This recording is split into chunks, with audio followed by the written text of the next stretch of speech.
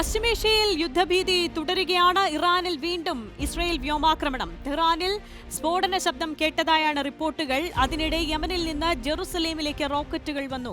ജെറുസലേമിൽ അപായ സൈറൻ മുന്നറിയിപ്പ് മുഴങ്ങി. ഇറാന്റെ തിരിച്ചടി പ്രതീക്ഷിക്കുന്നുണ്ടെന്ന് ബെന്യാമിൻ നെതന്യാഹു പ്രതികരിച്ചു. അതേസമയം ഇറാനെതിരായ ഇസ്രയേൽ ആക്രമണങ്ങളിൽ പ്രതിഷേധിച്ച് ടെഹ്റാനിൽ തെരുവിലിറങ്ങി ജനങ്ങൾ പ്രതിഷേധിക്കുകയാണ്. സായ്കുമാർ നൽകും വിശദാംശങ്ങൾ.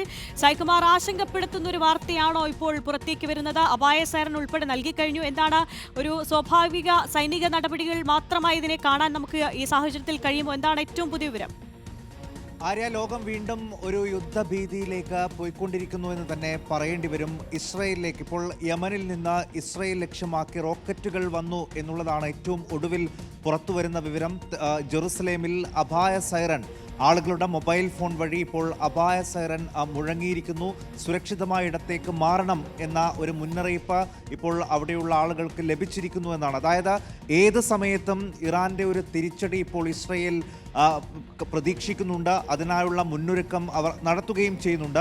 ഇന്ന് രാവിലെ ഇറാനെ ലക്ഷ്യമാക്കി വലിയ ആക്രമണം നടത്തിയപ്പോൾ തന്നെ തങ്ങൾ ഒരു പ്രതിരോധ സംവിധാനം കൂടി ഒരുക്കും എന്ന് ഇസ്രയേൽ പറഞ്ഞിരുന്നു. അവരുടെ പ്രധാനപ്പെട്ട എല്ലാ നേതാക്കളും അവിടെയുള്ള ആളുകളുമൊക്കെ സുരക്ഷിത സ്ഥാനത്തേക്ക് മാറുകയും ഒക്കെ ചെയ്തിട്ടുണ്ട്. അതോടൊപ്പമാണ് ഇപ്പോൾ അവിടെ ഒരു അപായ സൈറൻ നൽകിയിരിക്കുന്നത്. അതോടൊപ്പം ഇറാൻ കുറെ കൂടി കാര്യങ്ങൾ കടുപ്പിക്കുകയാണ്. അവരുടെ പരമോന്നത നേതാവ് ആയത്തുള്ള അലി ഖമേനി ഇപ്പോൾ രാജ്യത്തെ അഭിസംബോധന ചെയ്യും. അദ്ദേഹവും പറഞ്ഞുകൊണ്ടിരിക്കുന്നത് ഇസ്രയേൽ വലിയ വില നൽകേണ്ടി വരും തങ്ങളെ ആക്രമിച്ചതിന് എന്നാണ്. ഇന്ന് നേരത്തെയും അദ്ദേഹത്തിൻ്റെ പ്രതികരണം വന്നതാണ്. അതിൽ പറഞ്ഞത് തങ്ങളുടെ പ്രധാനപ്പെട്ട നേതാക്കൾ, സ്ത്രീകൾ, കുട്ടികൾ എല്ലാവരെയും ഇസ്രയേൽ ഇല്ലാതാക്കി അതിനുള്ള വില അവർക്ക് ലഭിക്കും എന്നാണ്. ഇറാൻ പ്രസിഡന്റും ആ രീതിയിൽ തന്നെയുള്ള പ്രതികരണം നടത്തി. ഈ ഒരു മണ്ടത്തരത്തിന് ഇസ്രയേൽ വലിയ വില നൽകേണ്ടി വരും എന്നുള്ളതാണ്. എന്തായാലും ലോകരാജ്യങ്ങളൊക്കെ വലിയ ആശങ്കയോടെയാണ് ഇപ്പോൾ ഇസ്രയേലിലെയും ഇറാൻ്റെയും ഈ സാഹചര്യങ്ങളെ നോക്കിക്കാണുന്നത്.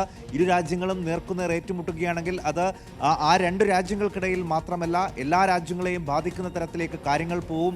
ഇന്ധനവിലയുടെയും ക്രൂഡ് ഓയിലിൻ്റെയും സ്വർണത്തിൻ്റെയും ഒക്കെ വില കുതിച്ചു വരുന്നൊരു സാഹചര്യം ഉണ്ടാകും. അതോടൊപ്പം എല്ലാ രാജ്യങ്ങളിൽ നിന്നുമുള്ള പൗരന്മാർ ഈ രണ്ട് രാജ്യങ്ങളിലും താമസിക്കുന്നുണ്ട്. സായ്കുമാർ, അത് തന്നെയാണ് നേരത്തെ പറഞ്ഞ ഒരു പ്രതിരോധത്തിനപ്പുറത്തേക്ക് ഇറാൻ നീങ്ങുന്നു എന്ന് തന്നെയല്ലേ മനസ്സിലാക്കേണ്ടത്? ഇപ്പോൾ കുറച്ചുകൂടി ഗൗരവത്തോടെ കാണുന്നു ഇസ്രയേലിന്റെ സൈനിക നീക്കങ്ങളെ. അപ്പോൾ ഏത് ഘട്ടത്തിലും പ്രതിരോധിക്കാൻ തയ്യാറാണ്, ശക്തമായ തിരിച്ചടി നൽകുമെന്ന് തന്നെ ഇതിനോടകം തന്നെ പരമോന്നത നേതാവ് പറഞ്ഞു കഴിഞ്ഞു. അപ്പോൾ അല്പസമയത്തിനകം വാർത്താ സമ്മേളനം വിളിക്കുന്നതും അടിയന്തരമായ ഒരു സൈനിക നടപടിയിലേക്ക് കടക്കാൻ തന്നെയുള്ള ഒരു തീരുമാനത്തിനായി ആകുമല്ലോ.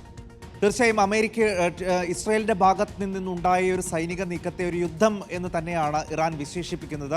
ഇറാന്റെ ഭാഗത്ത് നിന്നുണ്ടായ തിരിച്ചടികളെ ഇസ്രയേലും ആ രീതിയിൽ തന്നെ വിശേഷിപ്പിക്കുന്നു. അപ്പോൾ ഒരു നേർക്കുനേർ പോരാട്ടത്തിലേക്ക് ഇരു രാജ്യങ്ങളും മുഖാമുഖം വന്നു നിൽക്കുന്ന ഒരു സാഹചര്യം, ഒരു അടിയന്തര സാഹചര്യം തന്നെയാണുള്ളത്. അനുനയ ശ്രമങ്ങൾ പല രാജ്യങ്ങളും നടത്തുകയുണ്ടായിരുന്നുവെങ്കിലും ഇരു രാജ്യങ്ങളും അവരവരുടെ വാദങ്ങളിൽ ഉറച്ചു നിൽക്കുകയാണ്. പ്രത്യേകിച്ച് ഇസ്രയേൽ പറയുന്നത് തങ്ങൾ നടത്തിയത് ഒരു പ്രതിരോധമാണ്. ഭാവിയിൽ തങ്ങളുടെ ഇസ്രയേൽ ജനതയ്ക്ക് ഇറാന്റെ ആണവ ഭീഷണിയെ ഭയന്ന് ജീവിക്കാൻ കഴിയില്ല. അതുകൊണ്ട് ആ ആണവ ശക്തി ഇല്ലാതാക്കുക എന്നുള്ളതിൽ സംബന്ധിച്ച ഒരു പ്രതിരോധ സംവിധാനമാണ് തങ്ങൾ നടത്തിയത്, ആ ആക്രമണമാണ് തങ്ങൾ നടത്തിയത് എന്നാണ്. ഇറാനെ സംബന്ധിച്ച് അവരുടെ ഏറ്റവും പ്രധാനപ്പെട്ട സൈനിക ഉദ്യോഗസ്ഥരെയാണ് അവർക്ക് നഷ്ടമായത്, ശാസ്ത്രജ്ഞരെയാണ് അവർക്ക് നഷ്ടമായത്.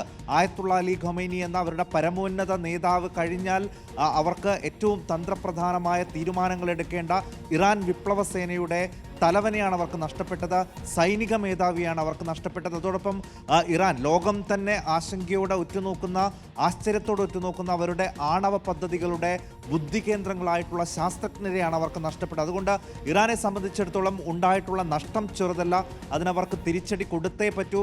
ഇറാൻ ജനതയോട് ഇറാൻ പ്രസിഡന്റ് പറഞ്ഞതും അത് തന്നെയാണ്. എല്ലാ അഭിപ്രായ വ്യത്യാസങ്ങളും മാറ്റിവെച്ചുകൊണ്ട് ഇനി ഐക്യത്തോടെ നമുക്ക് മുന്നോട്ട് പോകണം.